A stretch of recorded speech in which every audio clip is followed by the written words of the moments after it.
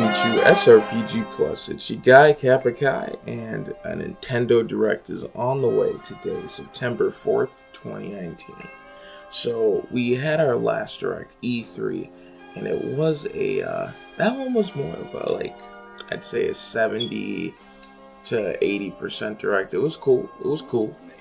I think it was last September when we got all those JRPGs and that Final Fantasy Direct, which that had me so hyped. But this Direct is gonna be 40 minutes, and I believe it was longer than the E3 one because I believe that was around 35. And they're gonna mainly focus on Pokemon Sword and Shield and also Luigi's Mansion. But in the spirit of Directs, and basically gaming culture, it's time to make some predictions. SRPG's back, and I'm going to start with Diesel D's predictions. And first, he's got Shin Megami Tensei 5, hopefully.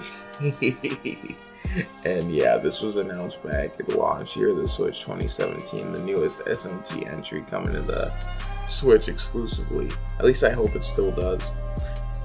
This game is actually heavily anticipated by Atlas fans, essentially. People who like the Persona games and the SMT games.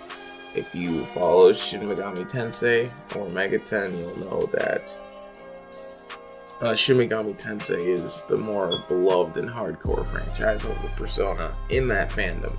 But obviously Persona has slightly more mainstream appeal with entries like Persona 5 and Persona 4 Golden. And so yeah, I think SMT5 showing up would be actually really sick. Maybe get an early winter launch, like January, February. That'd be cool. And also in the vein of dark, edgy games, Devil May Cry 3.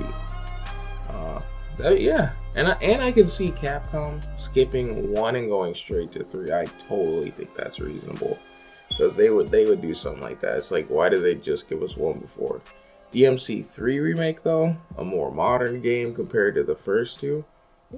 Yeah, I'd love to see that on the Switch. And yeah, since it's a Direct, since it's Nintendo, we always are hopeful for a new Smash reveal. And so basically, people saw that SNK filing, and a lot of people think that they're gonna go with the basically the main person of the SNK, King of Fighters fighting games and things of that nature, Terry Bogard. And in Diesel's prediction, he also thinks it could be possible to see the female version, which was in SNK Heroines, which was on the Switch. And Diesel is still hopeful for the 5th character, that 5th slot going to Sub-Zero, Scorpio, or Raiden from the Mortal Kombat family. Ooh, more fighting games. Diesel is predicting Marvel vs. Capcom 2 or MVC3 Ultimate. Yeah, with all those ports coming from Capcom, I think that's actually a really good prediction that could come soon. Just a random gem drop like MVC3. And then Killer 7 Remaster is another prediction from Diesel. I actually don't know too much about that game. Diesel put me on. And, ooh, I know about this. A new Monster Hunter game on Switch, which seems fair because World is getting Iceborne in 2 days, September 6th. What is the Switch gonna get? What are we gonna play? So I'm also really hopeful for a new Monster Hunter game. In Diesel's prediction, he says it could also possibly be a spin-off, kind of like how the Ride-On series is a spin-off of the anime. And let's get into Kappa Kai's predictions. So, and these are going to be, of course, heavily JRPG and SRPG focused. Such a niche, I know, but check the channel. So, I think, okay, 5. I'm going to also do 5 predictions. 1, Monolith Soft appears with that one new IP that they've been working on for a few years, like 1 or 2, and they showed us the trailer, the character, art, which didn't even look like an in-game model, just looked like kind of the realm of what the game was. I'd be really interested in that game coming to the Switch. That's my first prediction. Second would be if that first prediction doesn't pan out, I think it will be this one. Xenoblade Chronicles X. Xenoblade Chronicles X. I've heard so many great things about the vast open world of this Wii U exclusive. How it had one of the best open worlds in a modern game, but it just sold very poorly, like all Wii U games. Sad to say. And I'm going to predict a Kingdom Hearts release for the Nintendo Switch. Perhaps a collection of 1 and 2 and a few of the other spin-off games. Full price $60 for PS2, DS, Game Boy Advance ports, etc. Alright, that's my 3. Number 4. Something from... I definitely think Square is going to be here. Little Town Hero is going to make his debut. He was first announced like a year ago at I think it was the Fall Direct. No, it had to have been this year because they said he was launching this year and everybody was like, what Pokemon's coming out this year?